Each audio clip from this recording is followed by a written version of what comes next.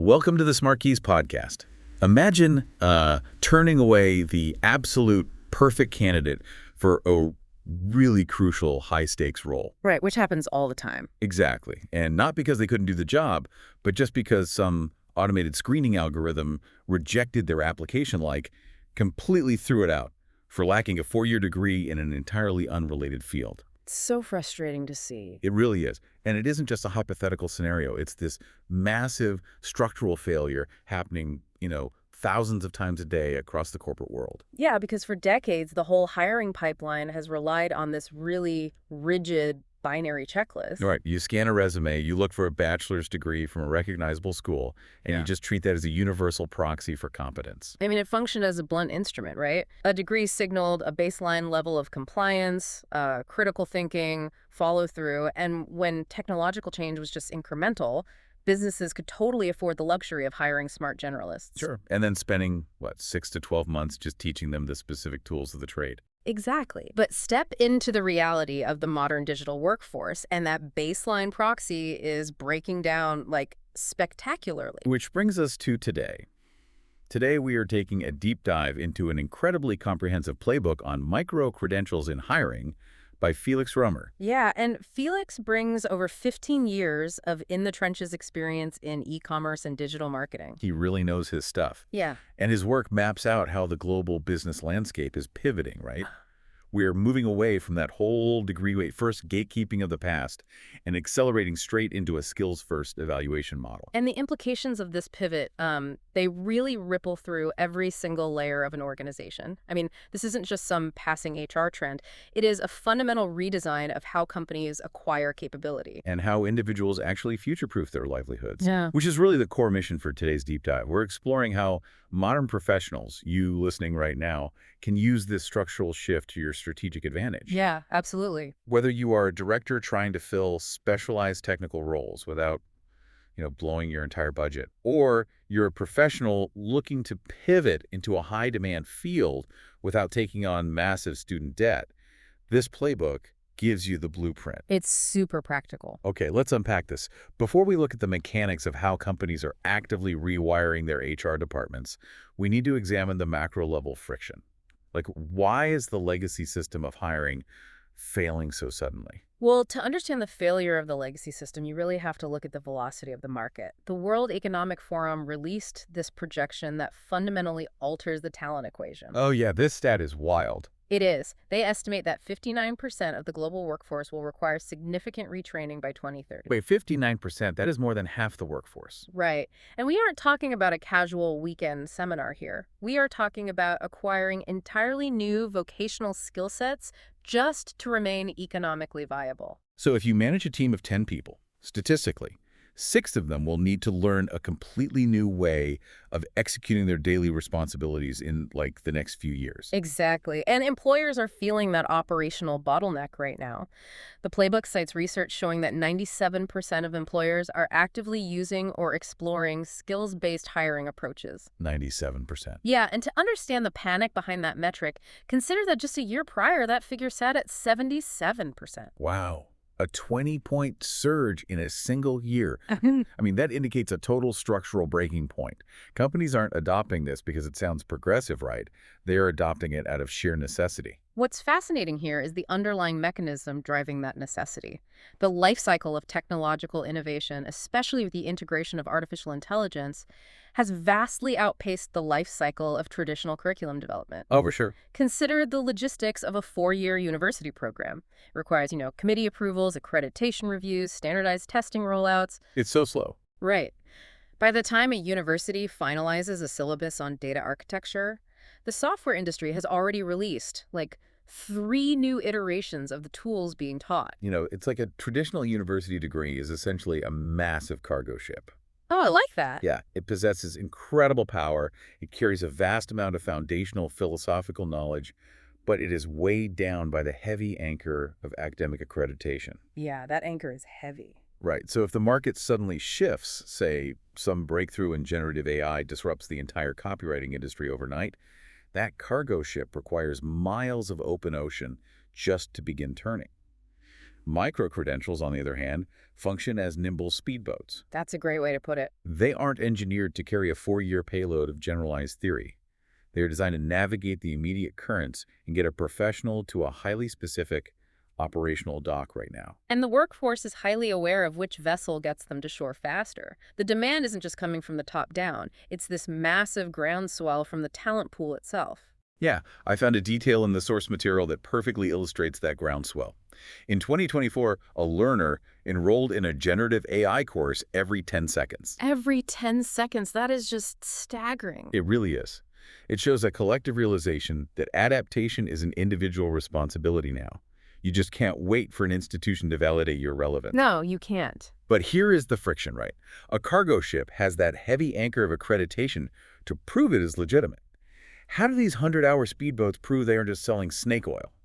Like, what actually gives a micro-credential its weight in a competitive interview? Well, that requires us to look at the anatomy of a high-quality micro-credential because, frankly, not all online certificates are created equal. Obviously. Based on Römer's playbook, a legitimate micro-credential is a highly focused, accelerated certification. It typically requires about 100 hours of rigorous engagement. So roughly a few weeks or maybe months of study, depending on your schedule. Exactly. And its sole mandate is to verify that a candidate possesses targeted, job-ready skills.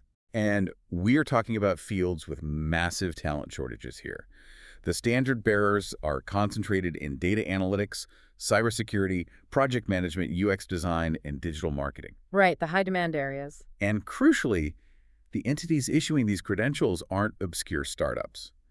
The most trusted providers are the actual architects of the technology itself. Yeah, we're talking Google Career Certificates, Amazon Web Services, Microsoft Learning Pathways, the Cisco Networking Academy, CompTIA Security Plus. The big players. The origin of the credential matters immensely. When AWS issues a certification for cloud architecture, they are essentially providing a warranty to the employer that this individual understands the specific proprietary ecosystem that the company operates within. Okay, I have to push back on this premise, though. Sure, go ahead. Let's look at this from the perspective of a really skeptical hiring manager. A candidate submits a resume, and instead of a bachelor's in computer science, they list a 100-hour Google certificate. Right. The immediate assumption might be that these are just new, shiny buzzwords to stuff into a resume to bypass applicant tracking software. I mean, anyone with a weekend and a pot of coffee can click through some instructional videos and print a PDF, right? Does a 100-hour sprint actually prove someone can do the work? And that skepticism is the exact hurdle HR departments face every day. But it's also why the architecture of a valid micro-credential has evolved so much. How so? Well, the defense against that shiny buzzword critique is the mandatory inclusion of artifacts and portfolios. A top-tier micro-credential does not rely on multiple-choice retention. It forces the learner into simulated workplace environments. So it's not just theory. Not at all. To earn the credential, you must produce tangible outputs. So the evaluation shifts from tell me what you know to show me what you build. Precisely. If you are completing a data analytics credential, you don't just, pass a quiz on SQL syntax. You are handed a raw, unstructured data set and instructed to clean it, query it, and build a visualization dashboard that answers a very specific business prompt. And you take that dashboard right into the interview. Yeah, the playbook highlights the CUNY EverUp program as the gold standard for this artifact-driven approach. Oh, it's a fantastic example. It utilizes these 100-hour online micro-credential sprints.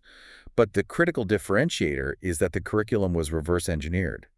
It was shaped directly by New York employers, detailing the exact competencies they needed on day one. They completely removed the translation layer between academia and industry. And CUNY EverUp also introduces a fascinating structural requirement. Alongside offering a $300 stipend to participants, the program specifically requires students to have at least 30 existing college credits. Yeah, that is such a brilliant piece of behavioral design. It really is. It targets a very specific demographic, the some college, no degree population. Which is huge. Millions of working adults who took on the financial burden of higher education but had to drop out due to life circumstances. By requiring those 30 credits, the program leverages their existing foundational knowledge, removes that sunk cost penalty of their unfinished degree, and gives them a high-speed ramp directly into the digital economy. It validates the learner while giving the employer rigorous, stress-tested talent. And that completely alters the power dynamic of an interview. Definitely. You are no longer asking abstract behavioral questions like, tell me about a time you overcame a challenge. You are actively reviewing a cybersecurity audit they performed in a sandbox environment. The conversation elevates from potential to proven capability. But, proving a candidate can execute a task in a sandbox is only half the equation. Businesses are risk-averse entities driven by margins. True. How does shifting to this model actually impact the bottom line for the enterprise? And conversely, the wallets of the employees executing the work? Well, the financial architecture of this shift, the actual return on investment, is what transforms this from a theoretical HR concept into a board-level imperative. Here's where it gets really interesting, especially for you listening, if you are preparing to negotiate a starting salary in the near future. Pay attention to this part. The market is actively pricing these credentials at a premium. According to the research in Römer's playbook, 90% of employers are willing to offer up to a 15% higher starting salary for candidates who hold credential-backed work. A 15% salary premium derived from a 100-hour educational investment is an unprecedented personal ROI. It's massive. I mean, in the traditional university model, increasing your earning potential by 15% typically requires a 2-year master's degree and tens of thousands of dollars in tuition debt. And beyond the immediate financial leverage, the psychological dividends are huge too. The data shows that 85% of learners feel more confident, and 94% state that it fast-tracks their development. Imposter syndrome thrives in ambiguity. No, absolutely. When you walk into a new role possessing the exact analytical toolkit the team relies on, that ambiguity just evaporates. Yeah. But if we connect this to the bigger picture, you have to ask why CFOs are enthusiastically approving that 15% salary premium. Right. They aren't just doing it to be generous. No, they are doing it to mitigate a much larger unseen cost. The playbook relies on McKinsey data revealing that 87% of executives report significant skill gaps within their current workforce. 87%. That means an ambitious corporate strategy is entirely useless if the personnel on the ground lack the technical literacy to execute it. Exactly. A company cannot pivot to an AI-driven logistics model if the supply chain managers are still, manually reconciling spreadsheets. Right. And closing that gap internally using legacy methods is wildly inefficient. When a company hires a smart but generalized candidate, they are essentially absorbing a 6-month productivity sinkhole. Because they're paying a full salary for someone to learn the software stack from scratch. Yes. Micro-credentials mitigate this risk and bypass that sinkhole entirely. 94% of employers say these credentials cut training time. They reduce that time to productivity metric. The new hire isn't learning how AWS functions generally. They're ready to learn how your specific company utilizes AWS. Which leads to the most compelling metric for the finance department.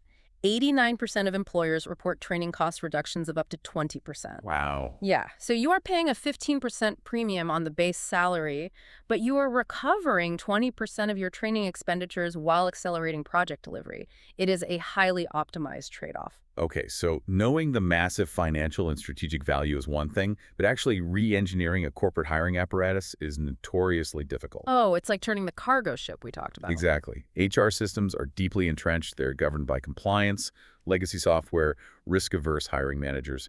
How does a company actually implement this without entirely breaking their current HR department? It's a huge challenge. Changing a company's hiring matrix isn't just flipping a switch.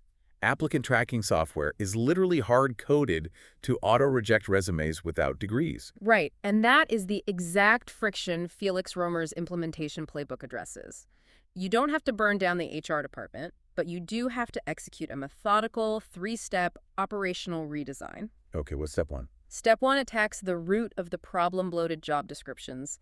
You must map every role to a maximum of 3 to 5 core competencies. So this forces a hiring manager to aggressively trim the nice-to-haves. Exactly. You can't just recycle a job posting from 2018 that demands a master's degree, 5 years of experience, and fluency in 8 different coding languages for an entry-level analyst role. Right, you have to isolate the specific actions that actually drive performance in that seat. Once you isolate those core competencies, step 2 requires a total rewrite of the external job posting.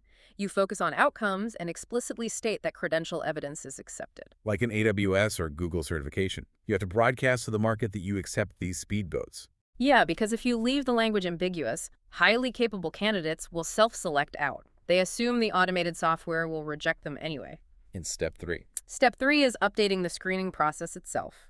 You transition away from relying solely on unstructured conversational interviews. You integrate work-like tasks early in the application process to test those 3 to 5 competencies you identified in step 1. So what does this all mean for retention? Let's say a company executes these steps perfectly. They bypass the 4-year degree requirement, evaluate the artifacts, hire someone fast based on a 100-hour certificate. If we hire them fast, how do we keep them? Well, retention in a skills-first ecosystem requires abandoning the idea of education as a finite, one-time event. The playbook introduces the concept of stackable pathways. Stackable pathways, okay. Yeah, you design the onboarding and internal development so that a short foundational micro-credential naturally ladders into more advanced certifications. Over time, an employee can stack multiple modular credentials into the equivalent of an associate or bachelor's degree program. So the learning mechanism never shuts off. It links directly to internal mobility and promotion paths. Yes. If an entry-level network technician knows that completing the next tier of Cisco certification automatically unlocks an interview for a senior engineering track, retention effectively manages itself. Providing that map is vital, but we also have to talk about the equity guardrails. If a company overhauls its system to prioritize hyper-specific technical skills, how do they ensure they widen access for underserved learners without lowering management expectations? Römer's playbook is uncompromising on this front. First, HR must ruthlessly standardize the accepted providers. If a company publicly limits its accepted credentials to industry titans, Google, AWS, Microsoft, Cisco, CompTIA, it guarantees a consistent baseline of quality. But standardizing providers doesn't solve the financial barrier. A working adult might not be able to absorb the cost of the exam fees. Which is why employers must actively subsidize the pipeline. Companies must cover certification exam fees, and in many cases, provide direct stipends, much like the CUNY EverUp model. By absorbing that financial friction, the company democratizes access. You widen the funnel without ever lowering the performance expectations. It is a profound structural realignment.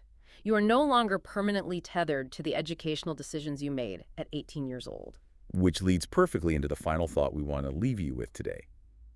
If the data shows we are moving into a world of continuous, lifelong learning to keep up with AI and automation, what is the 100-hour micro-credential you could start next week to future-proof your own career or drastically cut training time for your team? In a fast-moving current, standing still is the biggest risk of all. I want to explicitly thank you for tuning in to the SmartKeys podcast today. It's been a fantastic deep dive. We highly encourage you to subscribe to the podcast so you never miss a strategic insight. And please take the time to read the full, comprehensive playbook by Felix Römer. We've placed the direct link right in the show notes for you. Until next time, keep adapting, keep building those skills, and we'll see you on the next deep dive.